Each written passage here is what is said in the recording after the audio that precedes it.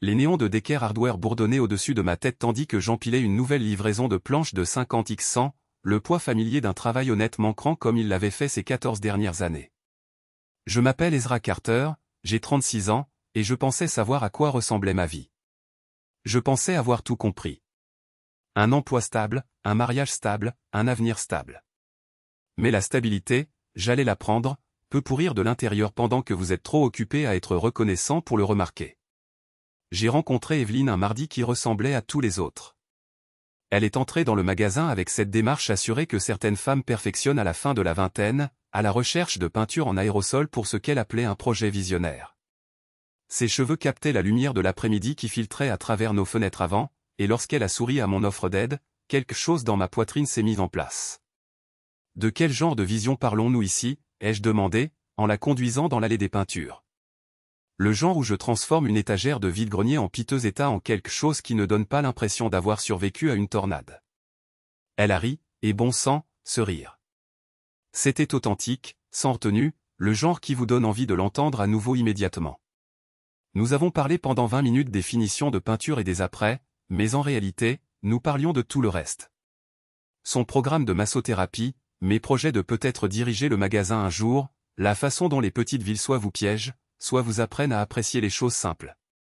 Lorsque j'ai porté ses fournitures jusqu'à sa Honda Civic, elle a hésité, la main sur la poignée de la porte. Vous savez, si jamais vous avez besoin d'un massage, dit-elle, puis elle rougit si fort que je pouvais le voir dans l'ombre du parking. Je veux dire, pour votre dos à cause de tout ce que vous soulevez. J'aimerais ça, ai-je dit, et je le pensais dans des sens qui n'avaient rien à voir avec mon dos. Une semaine plus tard, nous sommes allés au restaurant Mickey's sur la route 48. Elle a commandé du café et une part de tarte, j'ai pris le plat spécial du jour, le pain de viande, et nous avons parlé jusqu'à ce que la serveuse commence à empiler les chaises autour de nous. Evelyne avait cette façon d'écouter qui vous donnait l'impression d'être la personne la plus intéressante de la pièce, se penchant en avant, le menton appuyé sur sa main, posant des questions de suivi qui montraient qu'elle était réellement attentive. « Je veux avoir mon propre cabinet un jour », m'a-t-elle dit en buvant notre 3e tasse de café. Ne pas seulement travailler pour la clinique de quelqu'un d'autre, mais vraiment construire quelque chose, un endroit où les gens peuvent venir et se sentir restaurés. La façon dont elle a dit restaurer m'est restée en tête pendant des jours, comme si elle comprenait que la plupart des gens se promènent avec des morceaux d'eux-mêmes qui ne s'emboîtent plus tout à fait. Nous sommes sortis ensemble pendant 1 an, et chaque mois donnait l'impression de découvrir une nouvelle pièce dans une maison où je voulais vivre pour toujours. Elle laissait de petits mots dans mon camion, « Je pense à toi » ou « Ne soulève rien de plus lourd que ton sourire aujourd'hui ». Des trucs romantiques et stupides qui me faisaient sourire comme un idiot au feu rouge. Quand elle a emménagé avec moi, elle a apporté des plantes, du bon café et le genre d'énergie qui fait qu'un endroit se sent comme chez soi au lieu d'être juste un endroit où l'on dort. Le mariage était petit. Sa famille et la mienne se sont réunis au palais de justice, avec un dîner ensuite à l'Elks Lodge. Rien de fantaisiste, mais quand elle a dit oui en me regardant droit dans les yeux, je me suis senti comme le plus chanceux des bâtards de l'Illinois central. Sa mère a pleuré, son père m'a serré la main avec sincérité, et même son frère Michael a réussi à minimiser son sourire narquois habituel. Michael. J'aurais dû faire plus attention à Michael. Dès le début, il était tout ce que je n'étais pas rapide à la répartie, toujours avec le téléphone le plus récent, conduisait des voitures qui coûtaient plus que ce que je gagnais en 1 an. Lors des réunions de famille, il tenait la cour en bout de table, racontant des histoires sur sa dernière aventure entrepreneuriale ou son opportunité d'investissement. Crypto-monnaie, dropshipping, une sorte de conseil en bien-être qui semblait impliquer beaucoup de publications Instagram et très peu de travail réel. Le truc avec le succès, disait-il, généralement après quelques bières, c'est que la plupart des gens ont trop peur de prendre de vrais risques. Ils se contentent de leur petite vie tranquille et se demandent pourquoi ils ne franchissent jamais le cap supérieur. La façon dont il me regardait en coin lorsqu'il disait « la vie tranquille » n'était pas subtile, mais j'ai laissé couler. Les dynamiques familiales sont compliquées, et je pensais qu'il était plus important de maintenir la paix que de relever chaque commentaire passif-agressif. De plus, Evelyne trouvait toujours ma main sous la table pendant ses discours, lui donnant une pression qui disait « ignore-le ». Il ne fait que jouer à Michael. Pendant les 5 premières années, cela a fonctionné, nous avons construit quelque chose ensemble. Je l'ai aidé à obtenir sa licence de massothérapeute, j'ai payé ses cours de formation continue, j'ai couvert la plupart de nos factures pendant qu'elle établissait sa clientèle. Lorsqu'elle a finalement obtenu le prêt pour son propre cabinet en centre-ville, J'ai passé tous les week-ends à l'aider à peindre, à installer l'équipement et à créer l'environnement paisible dont elle avait rêvé. Je n'aurais pas pu faire ça sans toi, dit-elle la veille de son inauguration, debout au milieu de son nouveau cabinet de soins, les larmes aux yeux. Tu as cru en moi alors que je ne croyais même pas en moi-même. Les partenaires croient l'un en l'autre, lui dis-je, et je le pensais sincèrement. L'entreprise a progressé lentement au début, puis plus vite. Le bouche-à-oreille dans une ville comme Decker se propage rapidement quand on excelle dans son domaine, et Evelyne était exceptionnelle. Elle avait une compréhension intuitive de ce dont les gens avaient besoin, pas seulement physiquement mais aussi émotionnellement. Les clients quittaient son cabinet en ayant l'air plus légers, comme s'ils avaient déposé des fardeaux qu'ils portaient depuis des années. À la 6e année, elle affichait complet et gagnait plus d'argent que moi à la quincaillerie. J'étais fier de son succès, sincèrement fier. Mais quelque chose avait commencé à changer, d'une manière que je n'arrivais pas tout à fait à identifier. Les petits mots dans mon camion ont cessé d'apparaître. Nos conversations matinales autour d'un café sont devenues plus courtes, plus axées sur la logistique que sur nos rêves. Quand je lui demandais comment s'était passée sa journée, elle me donnait des résumés abrégés au lieu des histoires détaillées qu'elle avait l'habitude de partager. « Tout va bien ?» demandai-je. Juste fatigué devint sa réponse habituelle. La journée a été longue. La distance s'est installée si graduellement que j'ai presque fini par me convaincre que je l'imaginais. Peut-être que c'était juste à quoi ressemblait le mariage après la phase de lune de miel. Peut-être que les personnes qui réussissent deviennent naturellement plus concentrées, moins disponibles pour les petites intimités qui nous définissaient autrefois. Je me disais ces choses parce que l'alternative, qu'un changement fondamental était en train de se produire, était trop effrayante pour être examinée de près. Puis vinrent les réunions de famille où elle s'asseyait plus près de Michael, riant plus fort à ses blagues, posant plus de questions sur ses diverses entreprises. Je les regardais se pencher l'un vers l'autre pendant les conversations, et quelque chose de froid s'installait dans mon estomac. Pas de la jalousie exactement, mais la reconnaissance que j'étais en train de devenir périphérique à quelque chose qui était autrefois centré autour de moi. Michael pense que nous devrions diversifier nos sources de revenus, mentionna-t-elle un soir alors que nous débarrassions la table après le dîner. Il m'a expliqué certaines opportunités d'investissement. Quel genre d'opportunités, demandai-je en chargeant les assiettes dans le lave-vaisselle. Rien de trop compliqué. Juste des façons de faire travailler notre argent plus dur pour nous. La façon dont elle a dit notre argent m'a semblé étrange, comme si elle testait comment les mots sonnaient à voix haute. 3 mois avant notre 7e anniversaire de mariage, les changements sont devenus impossibles à ignorer. Elle a commencé à travailler plus tard, à prendre des appels de clients à la maison, à programmer des rendez-vous le week-end qui étaient auparavant notre temps à nous. Quand je suggérais que nous fassions quelque chose, aller voir un film, aller au lac, ou même juste faire le tour du quartier, elle soupirait, comme si je l'interrompais dans quelque chose d'important. On pourrait juste passer une soirée tranquille, disait-elle. Je suis épuisée. Mais elle n'était pas trop épuisée pour aller chez ses parents 2 fois par semaine, ou pour déjeuner avec Michael, ou pour passer des heures au téléphone avec sa sœur à discuter d'une crise ou d'une célébration à laquelle je n'étais pas inclus. Le calcul devenait clair. Elle avait de l'énergie pour tout le monde sauf moi. La veille de notre anniversaire de mariage, je suis resté éveillé tard pour assembler un album photo de nos 7 années ensemble. Des photos de notre premier rendez-vous, du jour où elle a obtenu son permis, du matin où nous avons signé le bail de son cabinet, des vacances et des fêtes et des moments tranquilles qui m'avaient semblé importants quand ils se sont produits. En les regardant, je pouvais voir que notre bonheur était réel, documenté par des sourires sincères et un langage corporel détendu. Mais je pouvais aussi voir quand il a commencé à s'estomper, sa posture devenant plus formelle, mon sourire devenant plus forcé, l'espace entre nous s'élargissant même lorsque nous étions proches l'un de l'autre. J'ai écrit un mot pour accompagner l'album. Cette année à construire quelque chose de beau ensemble. Voici pour que les 7 prochaines années soient encore meilleures. Je t'aime, Evelyne. Merci de faire de moi un homme meilleur. Le lendemain matin, elle annonça que nous fêterions ça chez sa sœur à Peoria. Ils veulent nous organiser un bon dîner, dit-elle en buvant son café, sans croiser tout à fait mon regard. Toute la famille sera là. C'est gentil de leur part, dis-je, bien que quelque chose dans son ton me mette mal à l'aise. À quelle heure devrions-nous y aller? En fait, j'y vais tôt pour aider à préparer. Tu peux venir après le travail. Une autre petite séparation, une autre façon de faire en sorte que notre anniversaire de mariage concerne sa famille au lieu de nous. Mais j'ai refoulé ma déception et je me suis concentré sur le geste. Il se souciait suffisamment de nous pour fêter ça avec nous. Cela devait compter pour quelque chose. J'ai quitté le travail à 4h30, je me suis arrêté chez le fleuriste pour un bouquet de roses blanches, ses préférées, et j'ai conduit les 90 minutes jusqu'à Peoria avec l'album photo et une petite boîte à bijoux sur le siège passager. Le collier à l'intérieur n'était pas cher, mais il était attentionné, une chaîne en argent avec sa pierre de naissance, quelque chose qu'elle pourrait porter tous les jours et qui lui rappellerait nous. La maison de sa sœur était illuminée quand je suis arrivé, la cour et la rue étaient envahies de voitures. À travers les fenêtres avant, je pouvais voir des gens s'affairer dans la salle à manger, baignés dans la lumière chaleureuse de ce qui ressemblait à une célébration en pleine effervescence. Un instant, debout sur le porche avec les bras chargés de cadeaux, j'ai ressenti une sincère gratitude. Voilà à quoi une famille était censée ressembler, des gens qui se réunissent pour marquer des moments importants, créant des souvenirs qui dureront. J'ai frappé et suis entré, suivant les sons de la conversation vers la salle à manger. La scène qui m'a accueilli était exactement celle que j'avais imaginée, une grande table dressée avec la belle vaisselle, des bougies vacillantes, des verres à vin captant la lumière.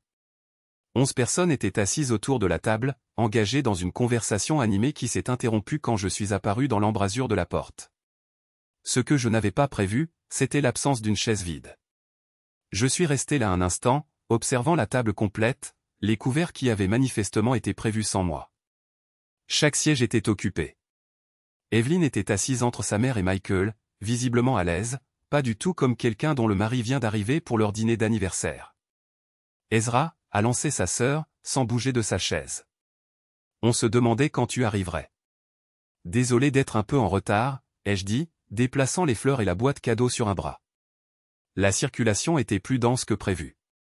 J'ai attendu que quelqu'un fasse de la place, qu'on reconnaisse que peut-être l'invité d'honneur, la moitié du couple qui fête son anniversaire, aurait besoin d'un endroit où s'asseoir. Au lieu de cela, ils m'ont tous regardé avec le genre d'attente polie que l'on réserve à un livreur en attente d'un pourboire. Michael s'est adossé à sa chaise, un verre de vin à la main, et a examiné la table avec une préoccupation théâtrale. On dirait que nous sommes complets ici. Il a marqué une pause, laissant son regard balayer chaque visage avant de se poser sur moi avec un sourire qui n'atteignait jamais ses yeux. Mais bon, il y a plein de place dans la cuisine avec les enfants. Les mots m'ont frappé comme un coup physique. J'ai réellement senti ma poitrine se serrer, ma respiration devenir superficielle. Ce n'était pas une erreur d'attribution de place ou une mauvaise organisation. C'était délibéré. Très drôle, ai-je dit, forçant un rire qui sonnait creux même à mes oreilles. Sérieusement, où suis-je censé m'asseoir? J'ai regardé directement Evelyn, attendant qu'elle clarifie la blague, qu'elle dise à Michael d'arrêter ses bêtises, qu'elle montre un respect élémentaire pour son mari le jour de leur anniversaire. Au lieu de cela, elle m'a regardé avec une expression que je n'avais jamais vue auparavant, froide, presque clinique, comme si elle observait un spécimen intéressant. Il ne plaisante pas, a-t-elle dit calmement. La cuisine a une belle table. Les enfants ont presque fini de manger de toute façon. La pièce est devenue complètement silencieuse. J'entendais le tic-tac de la pendule dans le couloir, le bruit lointain des voix des enfants venant de la cuisine, mon propre cœur battant la chamade dans mes oreilles. Tout le monde me regardait maintenant, attendant de voir comment j'allais réagir à être renvoyé de mon propre dîner d'anniversaire. C'est notre anniversaire, ai-je dit, ma voix à peine audible. Tu veux que je mange avec les enfants pour notre anniversaire? Michael a pris une gorgée de vin, savourant à la fois l'alcool et le moment. Écoute, Ezra, si tu veux t'asseoir avec les adultes, tu dois commencer à te comporter comme l'un d'eux. Peut-être que lorsque tu participeras aux conversations, au lieu de te contenter d'acquiescer, nous pourrons te faire de la place. Participer aux conversations? Les mots sont sortis plus brusquement que je ne l'avais prévu. Qu'est-ce que ça veut dire, bon sang? Cela veut dire, a poursuivi Michael, sa voix prenant ce ton condescendant que j'avais entendu une centaine de fois auparavant, que certains d'entre nous sont allés au-delà des discussions sur l'inventaire du matériel informatique et les parties de pêche du week-end. Certains d'entre nous construisent une véritable richesse, font de véritables progrès dans le monde. Evelyn observait cet échange avec ce que je ne peux que décrire comme de la fascination, comme si elle voyait quelque chose qu'elle attendait. Pas d'horreur devant la cruauté de son frère, pas d'embarras devant la scène qu'il était en train de créer, mais un intérêt réel à voir jusqu'où il me pousserait. De véritables progrès, ai-je répété, sentant la chaleur monter à mon visage, comme quoi, exactement? Comme le genre d'investissement qui pourrait assurer l'avenir de ta femme au lieu de la maintenir piégée dans une médiocrité de petite ville. C'est alors que j'ai compris que ce n'était pas une cruauté spontanée. C'était planifié. Il m'avait discuté, m'avait analysé, m'avait trouvé insuffisant. Et Evelyne avait non seulement participé à ces conversations, mais elle les avait approuvées. J'ai jeté un dernier coup d'œil autour de la table, voyant des visages avec lesquels j'avais partagé des vacances, des gens que j'avais aidés à déménager des meubles et à réparer des appareils électroménagers, des membres de la famille que j'avais considérés comme les miens. Pas un seul d'entre eux ne semblait mal à l'aise avec ce qui se passait. Pas un seul d'entre eux ne semblait penser qu'il y avait quoi que ce soit de mal à m'humilier devant tout le monde. Vous savez quoi, ai-je dit, ma voix étant stable maintenant, Claire. Vous avez tout à fait raison. Je me suis dirigé vers le buffet où ils avaient posé le vin, j'ai ouvert la bouteille que j'avais apportée et je l'ai versée lentement dans l'évier. Le liquide bordeaux tourbillonnait dans l'écoulement, sous les yeux silencieux de tous. Puis j'ai enlevé mon alliance, l'anneau en or que j'avais porté pendant 7 ans, et je l'ai posé à côté de la bouteille vide. Je ne suis pas assez mature pour cette table, ai-je dit, en regardant Evelyne droit dans les yeux, mais je le suis assez pour savoir quand je ne suis pas désiré. J'ai laissé les fleurs et la boîte à bijoux sur le comptoir et je suis sorti de la maison. Personne ne m'a suivi. Personne n'a crié mon nom. Le seul son était celui de mes pas sur l'allée de gravier et du moteur de mon camion qui démarrait. J'ai conduit pendant 6 heures, l'esprit complètement vide, fonctionnant par pur instinct. Lorsque je me suis finalement arrêté, j'étais assis dans l'allée de mon oncle Pete à Moberly, dans le Missouri. Il était 2 heures du matin, mais la lumière de son Porsche était allumée. Il la laissait toujours allumée pour quiconque aurait besoin d'un endroit sur où atterrir. Pete a ouvert la porte avant que je puisse frapper, a jeté un coup d'œil à mon visage et a dit « Tu veux une bière ?» C'était le genre d'homme qu'il était. Aucune question, aucun jugement, juste la reconnaissance que parfois la vie vous met KO et que vous avez besoin de quelqu'un pour s'asseoir avec vous pendant que vous réfléchissez à la suite. Nous nous sommes assis sur son porche jusqu'à l'aube, sans beaucoup parler, juste en étant présents l'un pour l'autre.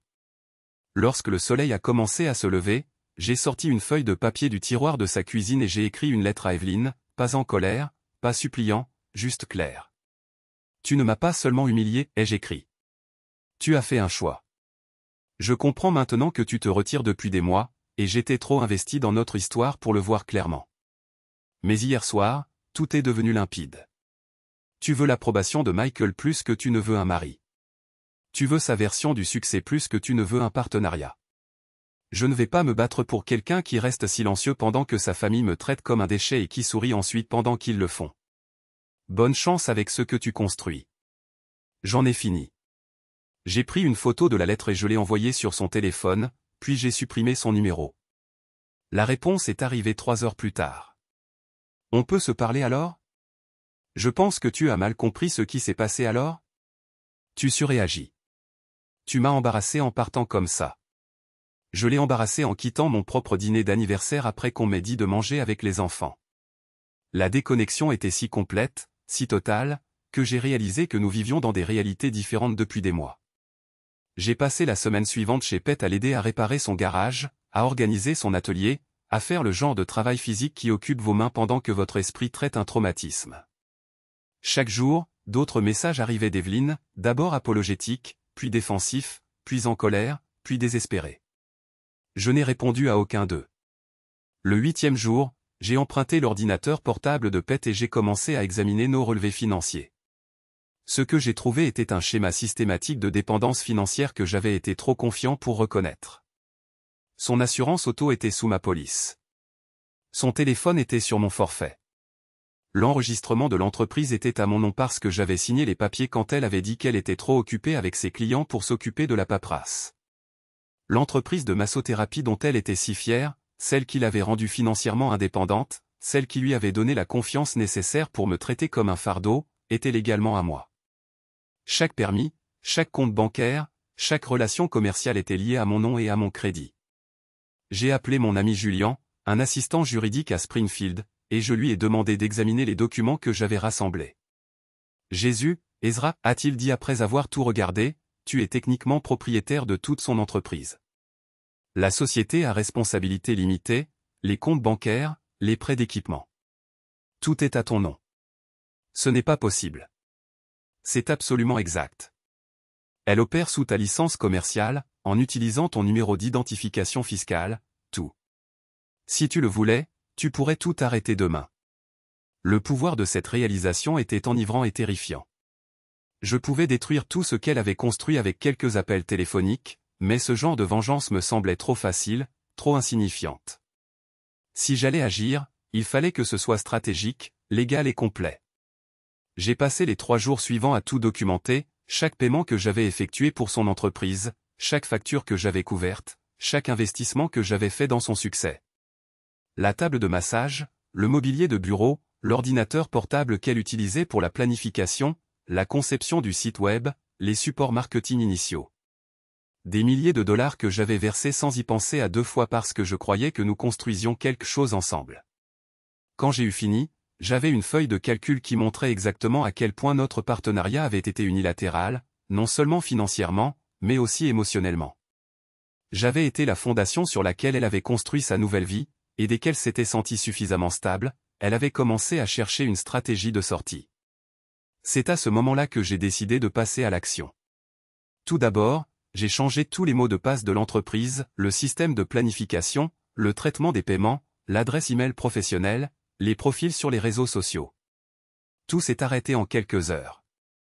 Ensuite, j'ai contacté la banque et j'ai bloqué les comptes de l'entreprise en attendant un examen de la propriété et des pouvoirs de signature. Les appels ont commencé immédiatement. Evelyne a appelé 17 fois ce jour-là. Je n'ai répondu à aucun d'eux. Au 18e appel, elle a laissé un message vocal que j'ai mis sur haut-parleur pendant que Julien et moi examinions des documents juridiques. « Tu es en train de détruire ma vie », a-t-elle crié, sa voix aiguë et affolée. « C'est tout ce pourquoi j'ai travaillé. Tu ne peux pas me faire ça. J'ai des clients qui dépendent de moi. » Julien a levé les yeux de ses papiers et a haussé un sourcil. Elle a du culot, vu qu'elle vient de t'humilier devant toute sa famille. Les messages d'amis communs ont commencé le lendemain. Sa cousine Rachel m'a envoyé un texto. « Pourquoi as-tu fermé le site web d'Evelyne ?» Elle panique complètement. J'ai répondu, parce qu'elle m'a dit que je n'étais pas assez bien pour être assis à mon propre dîner d'anniversaire. Je n'aide pas quelqu'un qui me traite comme une ordure. Rachel n'a jamais répondu. La sœur d'Evelyne m'a envoyé un email 2 jours plus tard. Je sais que ce qui s'est passé a été dur, mais Evelyne est vraiment désolée de perdre des clients chaque jour.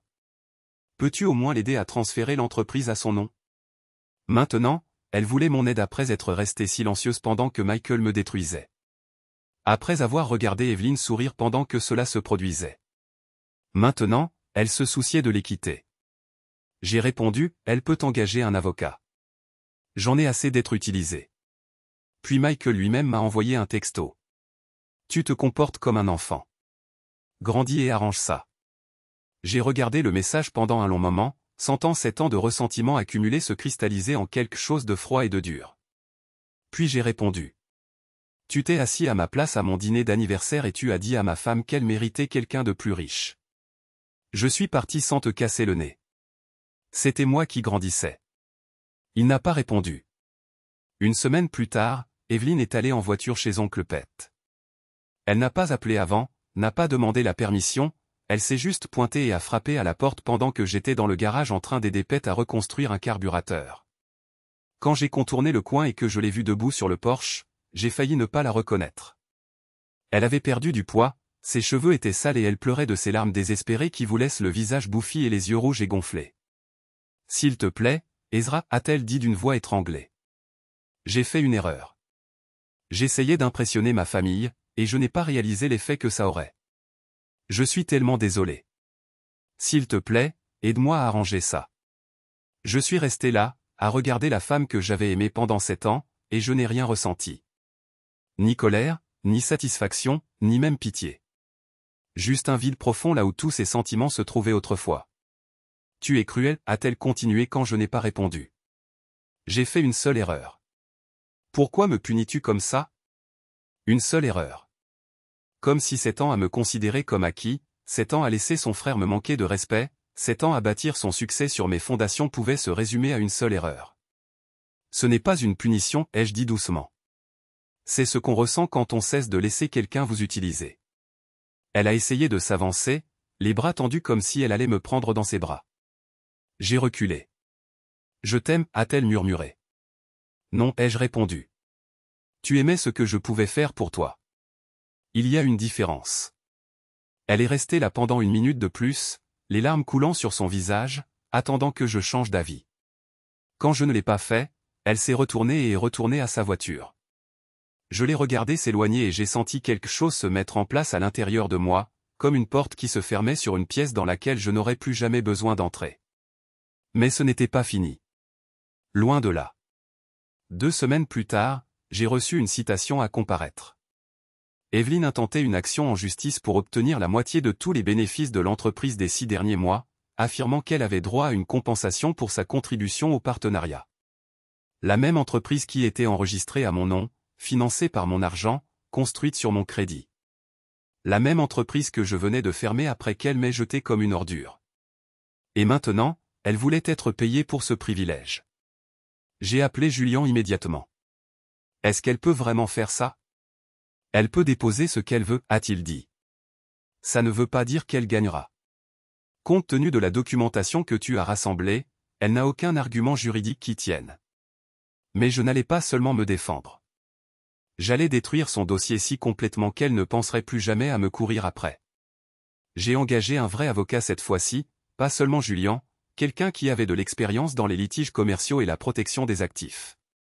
Nous avons déposé une contre-poursuite demandant le remboursement de chaque centime que j'avais investi dans son entreprise, plus des dommages-intérêts pour le préjudice financier qu'elle avait causé en tentant de voler mes actifs légalement détenus.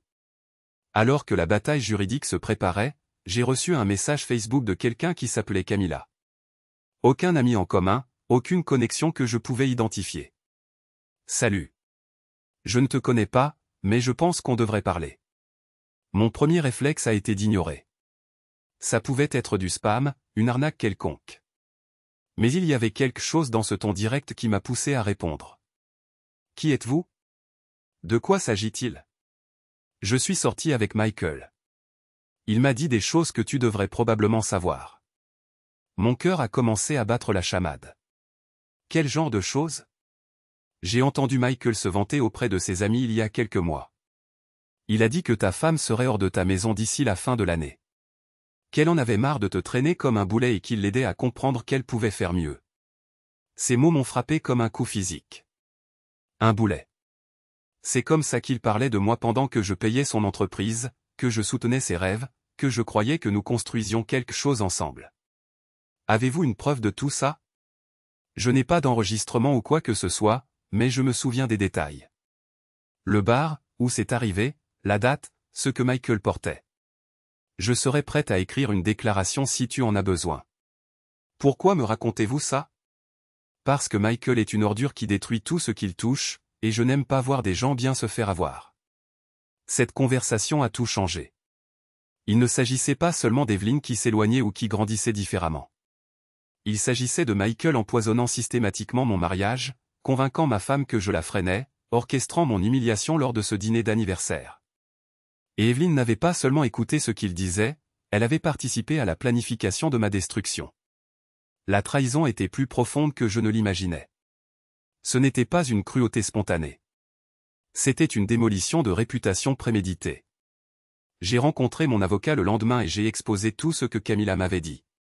Nous avons élaboré une nouvelle stratégie qui exposerait non seulement la dépendance financière d'Evelyne à mon égard, mais aussi l'effort coordonné pour saper notre mariage.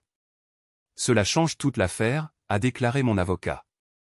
Si nous pouvons prouver qu'elle a agi de mauvaise foi, qu'elle prévoyait de partir tout en continuant à bénéficier financièrement de la relation, nous pouvons demander des dommages et intérêts punitifs. Pendant que nous élaborions notre stratégie juridique, l'entreprise que j'avais fermée a commencé à générer un autre type de preuves. Des emails de clients confus, des annulations de rendez-vous, des demandes de remboursement de forfaits prépayés. J'ai tout sauvegardé, documentant les dommages professionnels qu'Evelyne avait causés en exploitant une entreprise qu'elle ne possédait pas légalement. Puis est venu le coup de théâtre que je n'avais jamais vu venir. L'entreprise de conseil en crypto-monnaie de Michael, celle dont il se vantait depuis des années, a été signalée par le fisc. Quelqu'un avait signalé une activité suspecte. Et lorsque les enquêteurs ont commencé à creuser, ils ont découvert un réseau de sociétés écrans et de transactions douteuses qui portaient toutes les empreintes de Michael. Mais voici où ça devient intéressant. Le nom d'Evelyne était lié à plusieurs de ses comptes. Apparemment, Michael avait utilisé son salon de massage comme façade pour certaines de ses activités financières. En fermant l'entreprise, j'avais involontairement exposé leur combine. La personne qui avait dénoncé Michael au fisc? Camilla. Elle avait en sa possession des preuves de ses crimes financiers depuis des mois, attendant le moment idéal pour le détruire. Quand elle a appris qu'il me ciblait, elle a décidé que ce moment était venu. Je t'avais dit que c'était une merde, a-t-elle dit quand j'ai appelé pour la remercier. Il m'a trompé, il m'a menti, il m'a volé de l'argent. J'attendais une occasion de lui rendre l'appareil. Quelques jours après que l'enquête du fisc soit devenue publique, Michael a disparu. Certains disaient qu'il était parti en Floride, d'autres pensaient au Texas. Personne ne savait avec certitude, mais tout le monde s'accordait à dire qu'il avait préféré fuir plutôt que d'assumer les conséquences de ses actes. Evelyn, pendant ce temps, devait répondre aux questions des enquêteurs fédéraux concernant son rôle dans les combines de Michael. Le salon de massage dont elle était si fière était maintenant une pièce à conviction dans une enquête criminelle. C'est alors que sa famille a commencé à me contacter. Les mêmes personnes qui étaient restées silencieuses pendant que Michael m'humiliait étaient soudainement très préoccupées par la loyauté familiale. Sa mère a appelé la première. Je suis inquiète pour Evelyn. Elle s'effondre. Elle a besoin de quelqu'un pour la soutenir dans cette épreuve. C'était mon rôle, ai-je dit. Elle m'a viré devant vous tous. Nous ne savions pas ce que Michael préparait, a-t-elle protesté. Vous n'aviez pas besoin de le savoir. Vous aviez juste besoin d'avoir un minimum de respect pour le mari de votre fille. Vous avez échoué à ce test.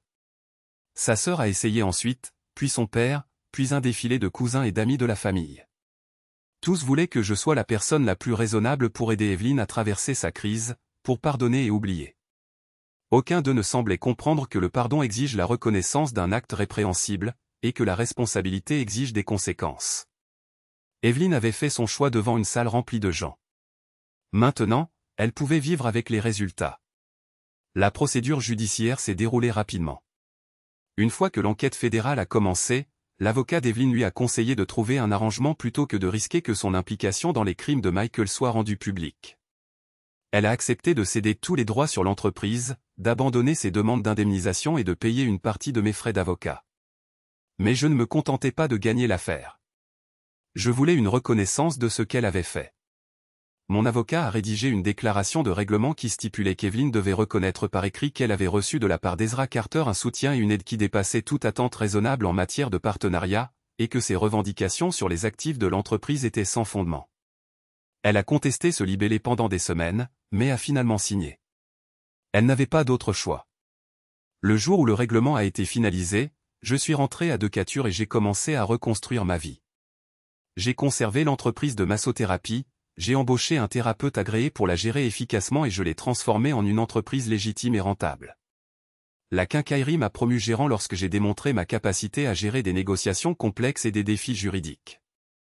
Cependant, la transformation la plus importante s'est produite à l'intérieur de moi. J'avais appris à reconnaître les signes de manque de respect avant qu'ils ne se solidifient en habitude. J'avais compris que soutenir quelqu'un n'implique pas d'accepter son mépris. J'avais découvert que parfois, l'acte le plus compatissant est de refuser d'être maltraité. 6 mois après le règlement, j'ai reçu un message d'Evelyn, j'ai tout gâché. Tu me manques. J'ai fixé le message pendant un temps considérable, me rappelant la femme qui était entrée dans ma quincaillerie 7 ans auparavant. Les rêves que nous avions partagés, la vie que nous avions construite ensemble. Puis, je me suis souvenu de son expression lorsque Michael m'avait ordonné de m'asseoir dans la cuisine. De la façon dont elle avait souri pendant qu'il me démolissait. Des mois de trahison calculée qui avaient culminé en ce moment. J'ai supprimé le message sans répondre. Certaines fins ne concernent ni le pardon ni la réconciliation. Elles consistent parfois à reconnaître que certains ponts doivent rester brûlés, que certains choix sont irréversibles, que certaines personnes ont sans équivoque révélé leur vraie nature quand cela comptait le plus. J'ai appris que la vengeance ne nécessite pas la colère ou la violence. Elle exige parfois simplement de la patience, de la documentation et la volonté de laisser les gens assumer les conséquences de leurs propres actions. Evelyn avait cherché à progresser en trouvant quelqu'un qui corresponde aux critères de succès de son frère. Au lieu de cela, elle avait perdu son entreprise, sa réputation, le respect de sa famille et son mariage. Michael avait voulu démontrer sa supériorité, prouver à tout le monde que j'étais un obstacle à la progression d'Evelyn. Au lieu de cela, il avait exposé son propre comportement criminel et détruit la vie de sa sœur dans le processus. Ils avaient tous deux sous-estimé ce qui se produirait lorsqu'un homme tranquille déciderait enfin de cesser d'être tranquille. L'histoire se termine avec moi debout dans mon nouvel appartement, contemplant une vue qui m'appartient entièrement, construite sur des choix qui reflètent mes valeurs plutôt que les attentes de quelqu'un d'autre. J'ai appris que la dignité n'est pas quelque chose que l'on peut perdre.